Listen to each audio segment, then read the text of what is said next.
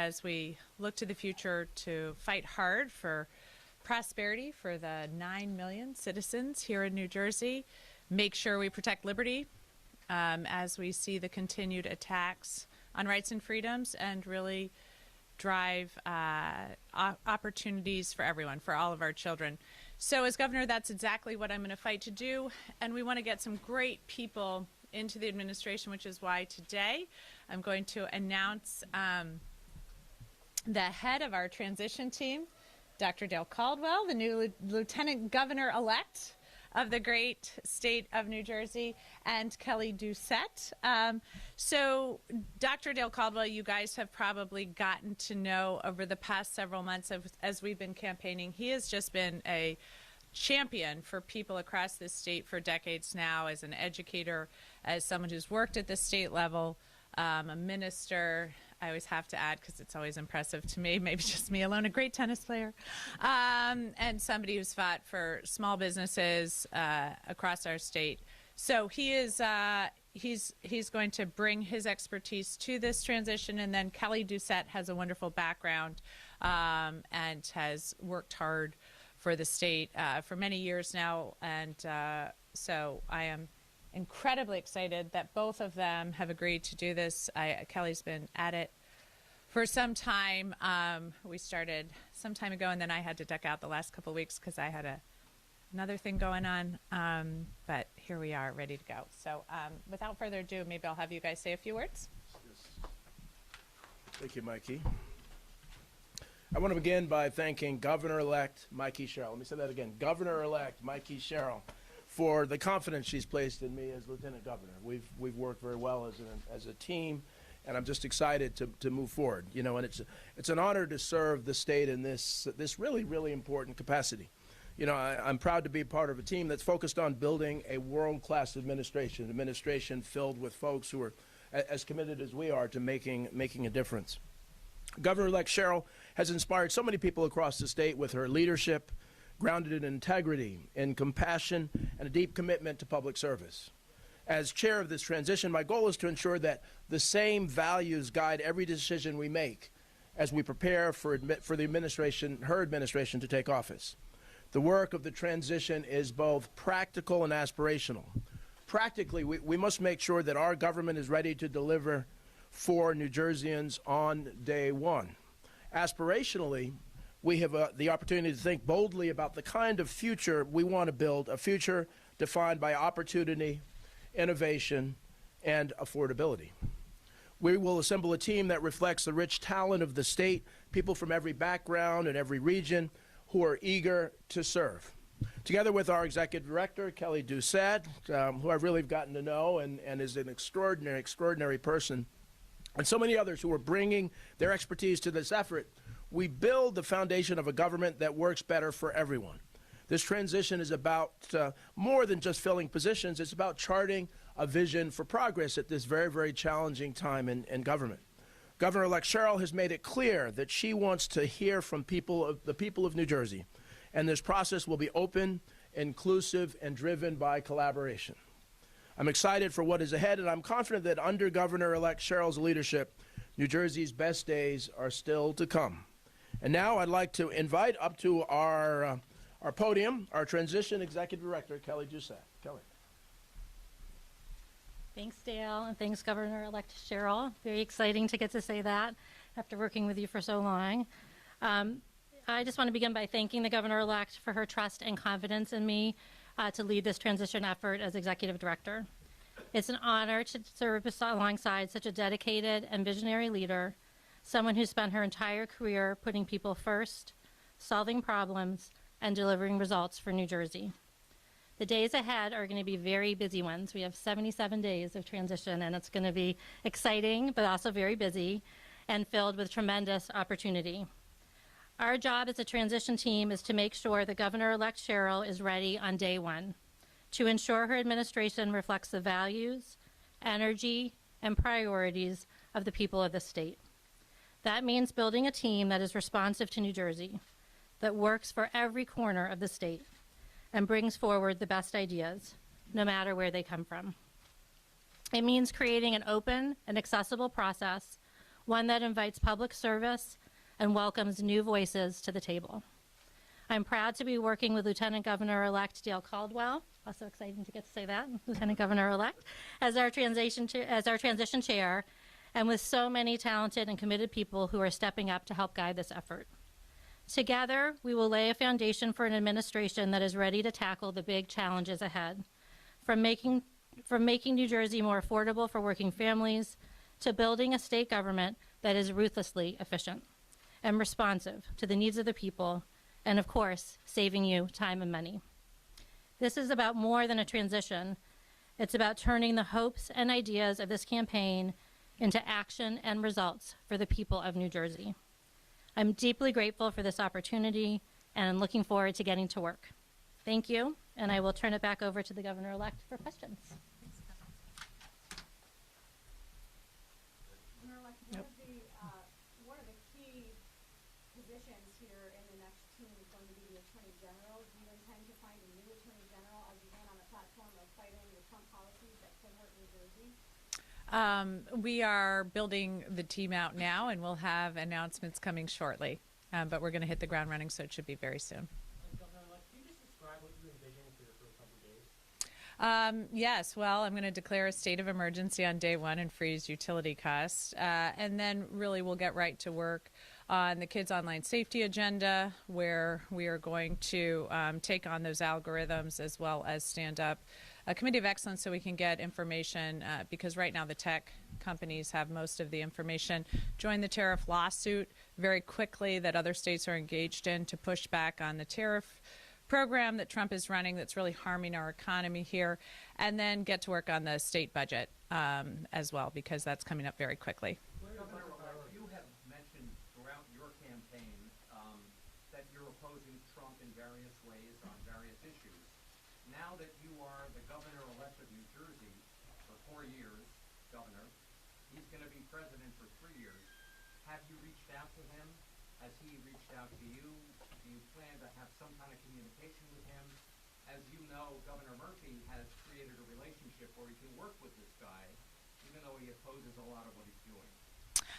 We haven't spoken yet, but certainly I'm going to be working very hard to get resources, federal resources, back into New Jersey to discuss and take on the Gateway Tunnel funding right away, because that's such a key issue and such a key economic driver here.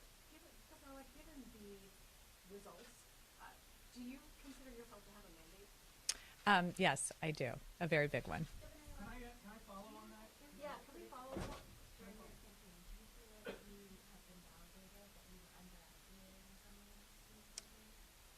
You know, I just think that what I'm so glad to see about this election is how working incredibly hard to hear from so many New Jerseyans and identify those key areas that I think are going to be so important to driving costs down, making life easier, making people have more access to opportunity, that we really, I think, have engaged with so many people, have such great thought leaders. I'm excited about the plan we've built out, but we'll keep going back and forth to make sure we're driving the right agenda forward. Governor, can you return to the mandate concept? How do you interpret these results? Last night in New Jersey, Virginia, and how do you, blend that with what happened in New York City? Well, I'm really focused on governing here in New Jersey, and so to see that we had, one Gloucester, one Morris County, I mean, that was pretty seismic. I think Jack won both those counties by 11 points the last time he ran, so to see white working class voters coming out. We saw, Newark perform like it hasn't since 2005, so driving that vote out, I think, with a real mandate from Newark to drive in opportunity, good education systems. Passaic County, I think, swung 18 points. Hudson County swung 22. So what I saw was that our message was resonating, because I think these working class communities, whether it's, suburbs in Gloucester or black communities or Latino communities, depend so much on good governance. People I hear from want great schools. They see that, as do I, as the opportunity their kids need to succeed. They want good job opportunities to get ahead, want to be able to afford a home, to start to build generational wealth. These are key issues. And so the reason I was so focused on affordability issues is because my community is so focused on affordability issues and how they're going to be successful. And then taking on some of what we see coming from Washington, because it's driving up prices everywhere, putting people out of business, stopping the economic growth of our economy. So when I say I have a mandate, that's what I have a mandate to do, is really focus in on working families. Can I ask about that? Can I ask about that? And then, I'm sorry. You talking about Latinos. No, I understand. Okay, well, I'm taking a third bite of the apple. But on the mandate, other than the electrical rates, freezing them on day one, what specific promise have you made that is, reflects your mandate? I mean, Expanding the first-time home buyers credit so people can get their foot in the door, taking on landlords who are colluding to drive up rental prices, taking on PBMs. Those are the middlemen in drug pricing to drive down drug costs. Addressing the fact that the state health benefits plan is in a death spiral. That's not only raising costs on medical care, but also driving up property taxes. Schools, looking at how the bloated administration system in the schools, which is driving up property taxes as well. But we're still not getting the results in third grade reading that we want to see. So addressing third grade reading, phonics-based education for our teachers, expanding that program, high-intensity tutoring because we still have learning loss problems. These are all the things that we've worked with communities on throughout the last year and what we're hearing from communities that they want to see front and center in the agenda. During your transition, talking about Latinos, you mentioned that they care about education, but they also care about family. And families right now are being divided and deported by the current administration in Washington. What is your plan to either fight or stop this? So I'm committed to making sure people here feel safe, getting to school safely, getting to church safely, going to report crime safely. And that is what I'm going to do as governor, also taking on those people who are not following the law and the Constitution. We're hearing reports of ICE agents picking up people who are here legally, not even allowing them to show any papers that they are here legally, people who are citizens here. We're also hearing from police officers that there are agents on the street dressed like they are going to Afghanistan. And so making sure that any agents, law enforcement here on the streets is easily identifiable as such. And at the same time, I don't want to discount our Latino community is our most entrepreneurial community. So I'm hearing a lot about red tape and permitting issues for businesses, a lot about concerns of affordability here in our state as well. So these are, this is a community that wants to see both safety, as you've brought up, for their families, for their community, but also good opportunity here with jobs and affordability. Brad, I think you had a question, Brad. Brad. What about those people that haven't had a chance to legalize themselves? For example, a couple of weeks ago, a bodega owner, a longtime resident of New Jersey, was, apprehended by ICE. Is there any way to help those people under your government? There is certainly a way to ensure people have proper representation and that we work hard with our federal delegation to get better processes in place. So TPS recipients, make sure we address TPS. I've been a big supporter of that for Haitians and extending that, for example, ensuring people have a pathway to citizenship. I've been a big fan of comprehensive immigration reform, making sure people have that. A lot of this is something that we've come very close to time and again. And in the most recent case, Trump, I think, undermined it because he thought it was better for his campaign not to effectively address that. Brad had a question. No, go ahead. I'll go. And just going off of this theme, then, so will you or will you not continue to be the House director? So I am focused on keeping people safe here, and I've lined that out exactly how that'll operate. But the Immigrant Trust Directive has a lot of those aspects in it, which I've been supportive of. Governor-elect, as you know, a lot of people seem to want your old job. I guess they think it's easy. So. Well, that nobody's. They won't open Congress up because the Speaker doesn't want to release the Epstein files. So it's. Any idea when you might be formally resigning? It has to do with when the election is, and will you be getting involved in that CB11 race in terms of endorsing anybody? So we'll be working with leadership in the House as well as our legislature here to, as smoothly as possible, run the special election to get a new person in that seat. I likely won't be getting involved. There are some great candidates in there, so. who are the candidates? I know Malinowski announced. Has anyone in? Oh, yes. There's another woman whose resume looks really impressive from the Obama administration. I think those are the two that have actually announced. I don't know, Sean, if you remember any more. May I ask a quick question? You talk about wanting to bring down property taxes with school consolidation, district consolidation. How would that work? Would that be a mandated? Would it be like, incentives? How would that work? Well, at its start, I think we're going to give some resources from the state to help people move towards that, especially at the administration level, and especially with towns that aren't even running a full K through 12 school system, because a lot of these administrations are they're costly. But it's not just the people, it's the buildings that they're housed in, which are old buildings. We know we have some of the oldest school structures in the nation. And so it's really just costly to keep them up. And that's not where citizens in New Jersey want to spend their money. They want to spend it on kids and education, great teachers and educators. And then we do need to update a lot of our school buildings. Like a couple of years ago, the stairs in Montclair High School fell and shut down classes for half a day for quite some time. We know ceiling in Patterson in a elementary school fell. So we have a lot of work to do there, and spending all the money on the bloated administration system is not going to lower property taxes and not going to get kids a better education. So that's where I'd start. Transition, what steps are you going to take to set yourself up for the state of emergency that you're trying to face? Well, the very first steps is to hire two great people to lead the transition, or to put two people in place to lead the transition.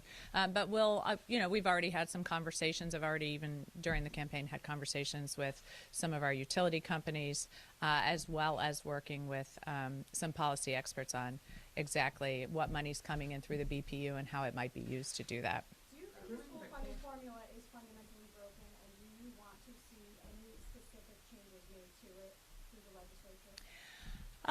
As a beginning point, it's to stabilize and modernize it. That right now we see wild swings year over year. So you're coming up to this, as school's starting, and suddenly you get your numbers and you start laying off massive amounts of teachers or cutting sports programs.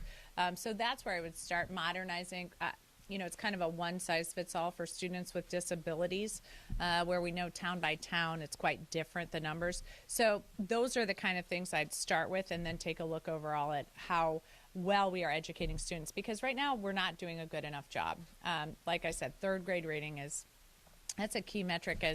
As Dr. Caldwell would say, from birth to third grade, you learn to read, and from third grade on, you read to learn. It's a key inflection point, and we're not doing good enough to make sure that our students are ready to go on from third grade with great reading skills. Okay, last question, Can you Katie. touch on what you discussed with Governor Murphy, and have you met with legislative leaders yet, or is that in the coming days? So I spoke to Governor Murphy about really staffing up, and his advice was, just get really great people into each position. That's who will, I think, have the biggest impact on the people of New Jersey. And so we talked a little bit about that, his own transition, things he thought he did well, and things he said, I might do differently. And then we also were focused, I'm sorry, in the second part of your question. Have you met with, The legislative, yeah, sorry. I'm operating on very little sleep here. But the legislative leaders, I saw the speaker last night, but we'll continue to have conversations, and we have some meetings set up in the coming days with the majority and minority leaders. Great. Thank you. That's it. Thank you, guys. Thank you, guys. Thanks so much.